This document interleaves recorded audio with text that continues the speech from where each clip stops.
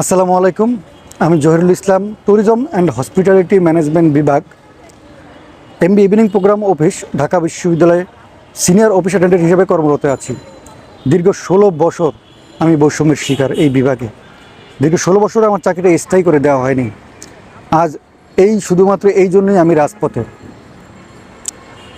গত রবিবার আমি ঢাকা বিশ্ববিদ্যালয় প্রশাসনিক ভবনের সামনে থেকে লাইভ করেছিলাম এবং তখন আমি 48 ঘন্টার একটা আলটিমেটাম দিয়েছিলাম। এই 48 ঘন্টার ভিতরে আমার চাকরির ব্যবস্থা গ্রহণ না করলে পরবর্তীতে আমার আন্দোলন চলবে।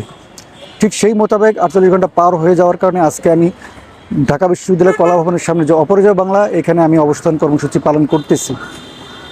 এমনকি আমার এই দাবি আদায় না হওয়া পর্যন্ত আমার এই অবস্থান কর্মসূচি পালন চলবে। আগামীকাল রোজ বুধবার আমি ঢাকা বিশ্ববিদ্যালয়ের রাজু ভাস্করে সকাল 11টা বাজে কর্মসূচি পালন করব। সবাই আমার পাশে থাকবেন ইনশাল্লাহ। সবাই আমার জন্য দোয়া করবেন।